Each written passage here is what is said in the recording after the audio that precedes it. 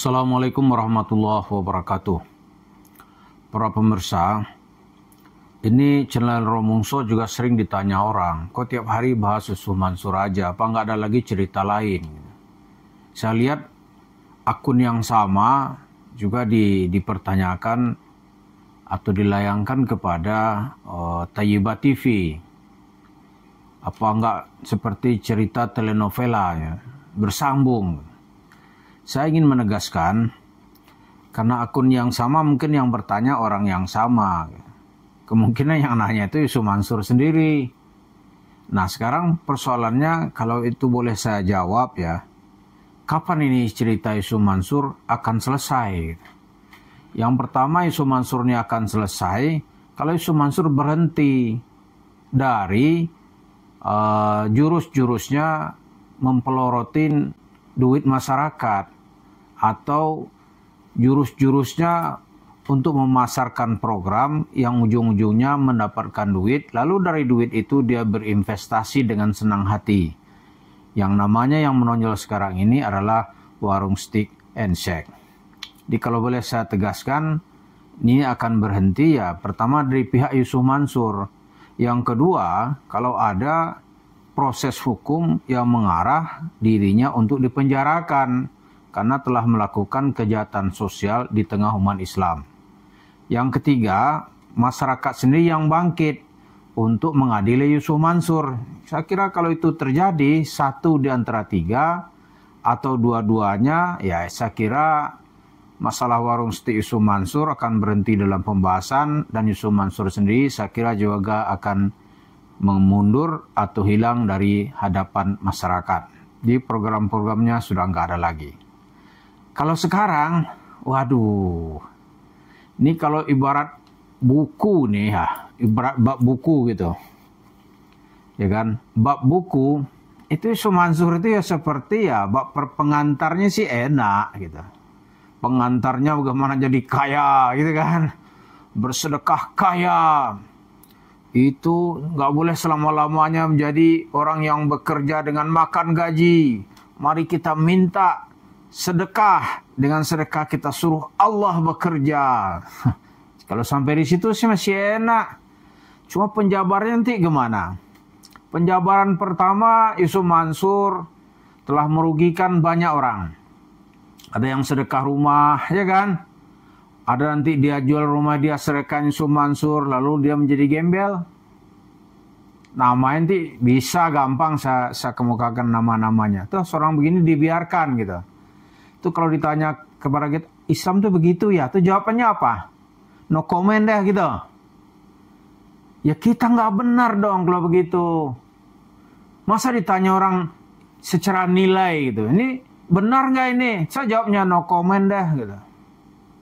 Itu sama aja kita membenarkan perbuatan Yusuf Mansur. Yang kedua, ini kan banyak kasus-kasus besar gitu. Iya, kasus besar iya. Korupsi-korupsi besar iya. Rakyat marah iya. Dipati rakyat mengamuk kepada bupati iya. Tapi di depan mata kita ya ada juga nggak boleh didiamin. Kalau yang lain-lain tuh banyak yang mengurus gitu. Kalau urusan pemerintah misalnya nih, ada KPK ya kan, ada urusan dengan polisi, ada urusan presidennya turun langsung. Tapi kalau dunia begini ya, yang berhubungan dengan masyarakat, menjual cerita agama, cerita kurafat, cerita bohong, cerita palsu, terus nggak bisa dirujuk referensinya. Naif sekali kita. Referensinya jelas bahwa apa yang dikemukakan Yusuf Mansur, kalau orang sedikit aja belajar agama dan punya keberanian untuk bersuara, pastilah apa yang diceritakan Yusuf Mansur itu sebuah kebohongan. Bohong aja itu. Itu kalau bab kedua ya bohong gitu. Bab ketiga apa? Ini kalau berat buah buku nih. Bab ketiga itu ya nipu. Oh penipuannya banyak sekali. Lalu bab keempat apa? Bab keempat itu kejahatan. Ya kan? Bab kelima ya pengadilan atau diadili oleh rakyat. Itu kesimpulannya. Jadi kalau Yusuf Mansur sebuah buku, dibuka lembaran-lembarannya seperti yang kita sebut tadi. Lah sekarang kita di bab berapa gitu? Ya mungkin bab 2 lah. Kalau bab pertama kan ekspansi Yusuf Mansur ke berbagai daerah. Ternyata makin lama ya di bab 1 tuh banyak sekali ternyata catatan kakinya yang belum kita cek gitu. Ternyata muncul banyak masalah. Lihat itu ada seorang ibu-ibu ya kan, yang menyesal walaupun udah lama menyesalnya.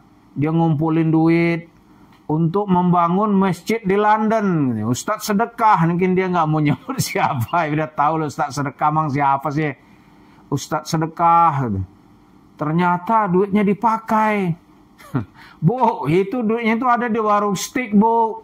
Dia beliin tanah itu. Lalu dari sana itu dia bangun bisnis. Ya bisnis steak itu, tapi dia namakan warung steak and shake. Di situ duit masyarakat untuk bangun masjid di London itu. Itu catatan kaki di bawah gitu. Catatan kaki berikutnya apa gitu. Catatan kaki berikutnya ya, kalau dibuka lagi, berapa sebenarnya dana masyarakat yang digunakan untuk membeli tanah di Spanyol. Kan Yusuf Mansur cerita nih, kita bangun masjid di Spanyol. Kita kembalikan kebangkitan Islam di Spanyol. Kalau dulu Islam terusir, pada tahun 1492 terusir dari Spanyol gitu. Sekarang kita dari Indonesia mengembalikan. Ya artinya nggak bisa gratisan. Kita nggak ngangkat senjata katanya. Tidak menghunus pedang. Kita beli tuh gereja, kita bangun masjid. Ya masa untuk membangun Islam sedekahnya sedikit, sedekahnya 100.000, 200, nggak ngefek kata dia, nggak ngefek kata orang Sunda kan. Minimal bersedekah itu 1 juta. Saya ada nomor rekeningnya itu. Ini kalau nanti di pengadilan dibuka, ya biar aja lah polisi atau aparat keamanan membuka berapa sebenarnya dapat gitu. Nah setelah dapat bertahun-tahun dikumpulin, terus ada nggak masjidnya? Jangankan masjidnya, ada nggak gereja yang dibeli misalnya dijadikan masjid? Alah, 1 ubin aja nggak ada yang dibeli, 1 keramik depannya nggak ada. Lalu Yusuf Mansur berapa lagi nih berorasi, ya kan? Atau berilusi, ya kan? Berilusi mau membeli klub sepak bola gitu. Manchester United akan dirubah menjadi Mansur United. Berapa itu belinya? Ada nggak duitnya? Mula-mula orang curiga jangan duit masjid dipakai untuk beli klub sepak bola gitu. Ternyata dua-duanya nggak ada. Karena Yusuf Mansur mungkin melihat nanti habis duit di sana gitu. Dia belikanlah warung steak di sini. Terus itu catatan kaki itu belum dibuka. Masa ini dibiarkan gitu? Kalau dibiarkan jadi apa orang Islam ini? Jadi yang besar-besar tetap saja dibahas, yang kecil nggak boleh ditutupi, ya kan?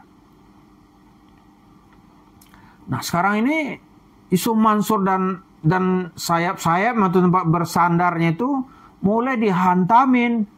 Saya senang sekali kemarin tuh ketika mantan ketua pimpinan wilayah NU Jawa Timur, Kiai Mustamar, itu disikatnya ada seorang habib bacaan ayatnya nggak lurus, bacaan hadisnya nggak benar gitu. Saya juga ngikutin tuh surat apa itu, surat At-Taubah itu ayat 120 itu ya, tentang qad ja'akum rasulun min anfusikum. Terus ayat berikutnya ternyata nggak seperti itu disebut. Loh, diseleweng-selewengkan ini, saya bilang. Allah. Terus begitu juga ketika membaca hadis, salah-salah. Para pimpinan tarekat paling tinggi, seorang habib, disikat oleh Kiai Mustamar gitu. Allah, bagus ini saya bilang. Jadi kalau guru-gurunya sudah dihantamin, Yusuf Mansur ya lari kemana dia? Terus ada lagi seorang habib yang ngakunya menghafal 600.000 hadis gitu. Ditantang oleh Kiai Marudin Ya kan, Kiai Imaduddin Utsman, ayo ke sini. Jangan kan 600.000 Sahih Bukhari hafal nggak gitu. Kalau Sahih Bukhari, kalau dengan pengulangan kan paling 6.000 hadis. Kalau nggak ada pengulangan ya 1.800-an hadis. Hafal nggak itu gitu. Saya dengerin bacaan Qurannya nggak lurus. Tapi kalau saya ngomong dianggap ilmu saya apa? Misalnya dia membaca surat Sabbihisma rabbikal a'la. Mana ada?